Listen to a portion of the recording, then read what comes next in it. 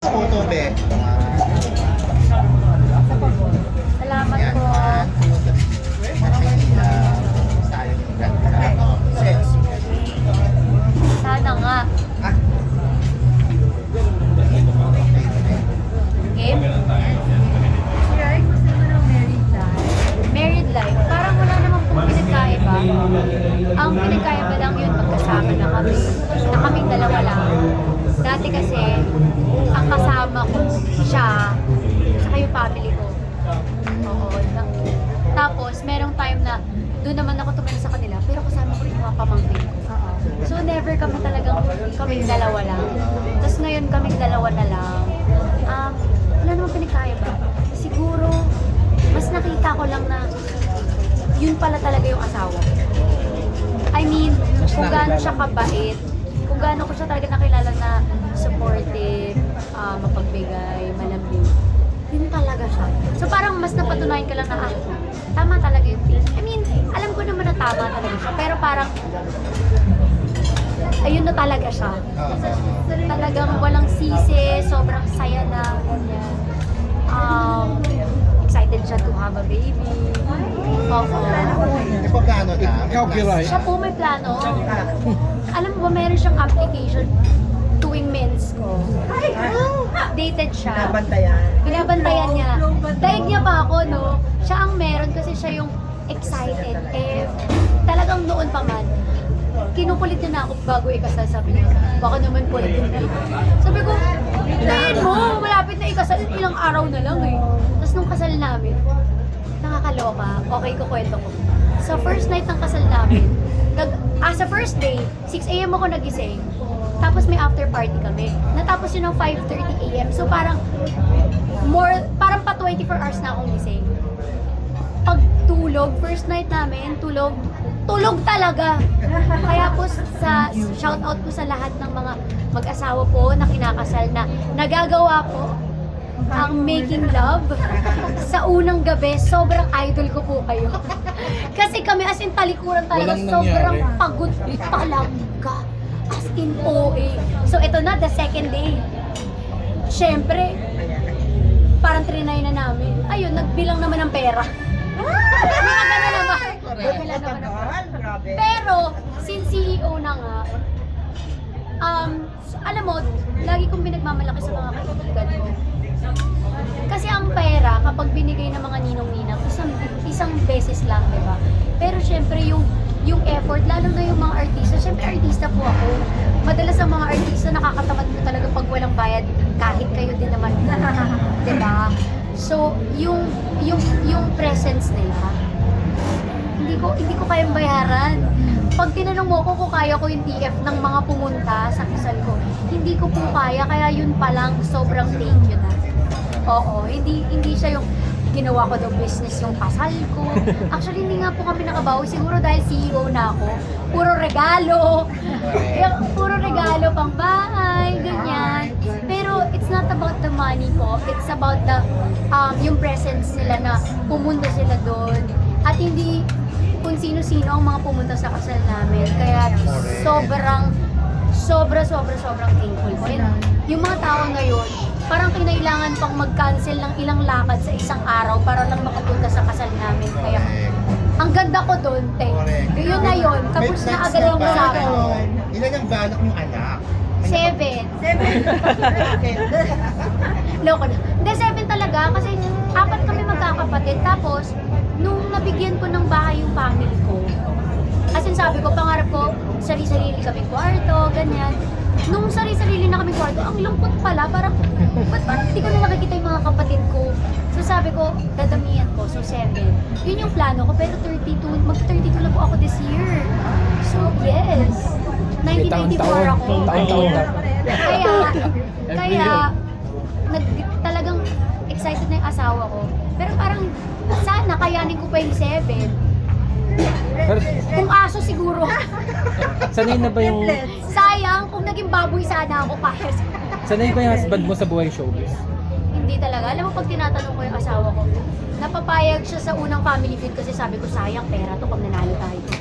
Yung pangalawang family feud, pumayag siya because ninong namin si Ninong Dong. Tapos, Yung next na, ano niya, pakita niya sa TV, ninong namin si Ninong Boy.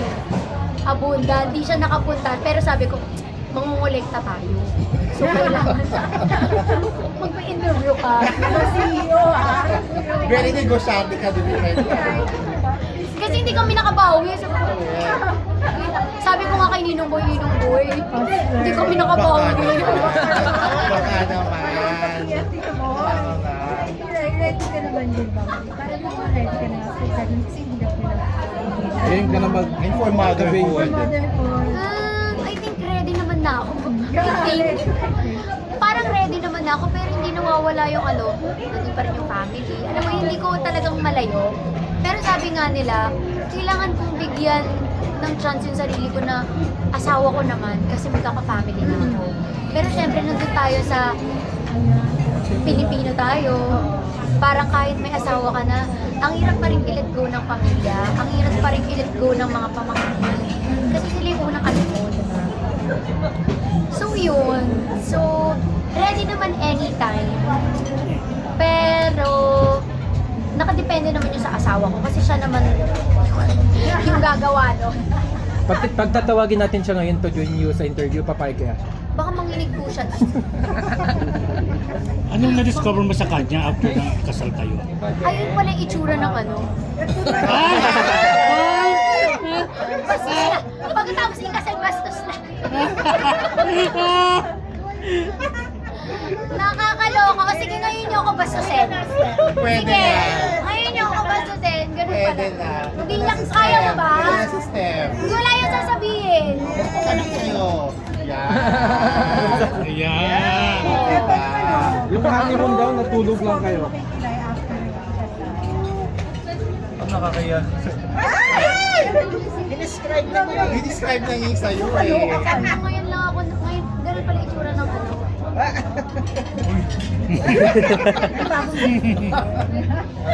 Pinanahan ako every morning. Uy!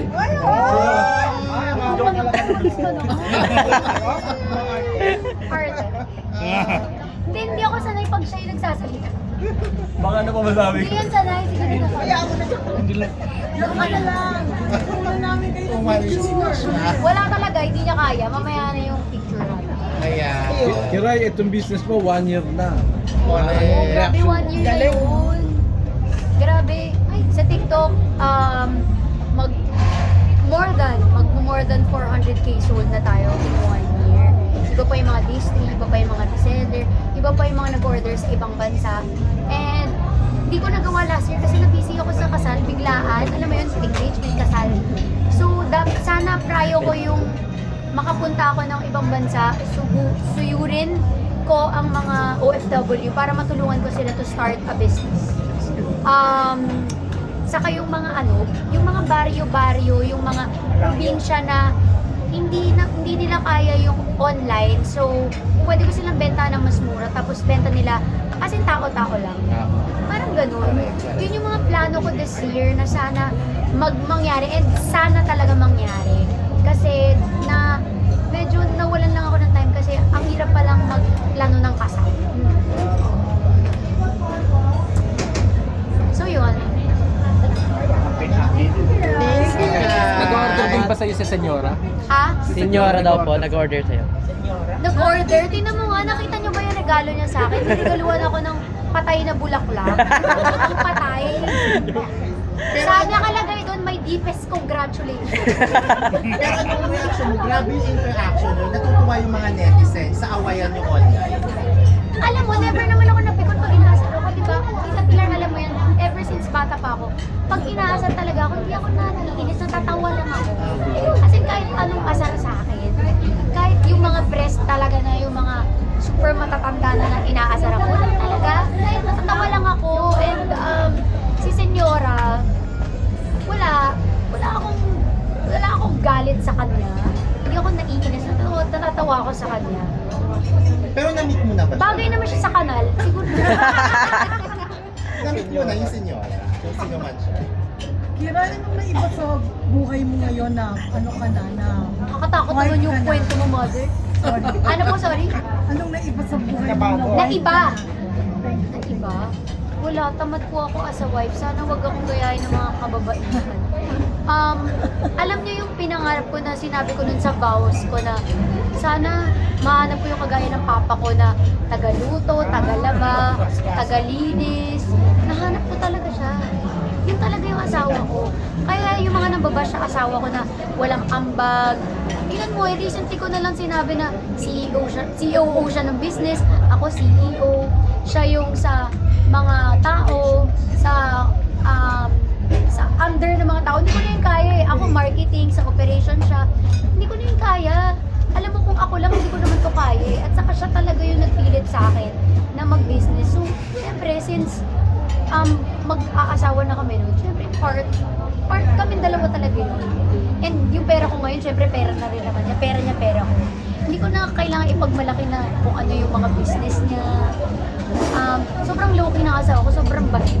Kahit anong comment na bastos, lagi ko na sinasabi, ay mo na hindi naman nila alam at hindi na kailangan i-explain. Hindi lahat ng gwapo walang ambag. Hindi lahat ng masarap walang ambag. Yun ang powers. Totoo yan. At hindi lahat ng gwapo manloloko. I mean, madaling sabihin kasi syempre bago pa lang naman kami. Pero syempre, sa 6 years po wala talaga. Sobrang, ang galing ng mama ko nga, yung mama ko talaga, kahit mukhang pera yon, alam niya talaga pag tinignan niya yung isang tao, parang hindi yan tatagal sa'yo. Yung kahit ano lang, yung kaibigan, ramdam agad ng nanay ko, eto talaga nung pagkakita na, mas mahal na mahal niya nga yung asawa ko kaysa sa akin. Doon na nga nangingi ng pera. Sa asawa ko na, oo. Sabi ko, ang galing mo ha. Alam mo yung mabait ha. Eldest ka ba, Kiray? Hindi po, pangatlo po. Among Opo, pero four. only po. Among four. Yes. Only Pero four. only. Yung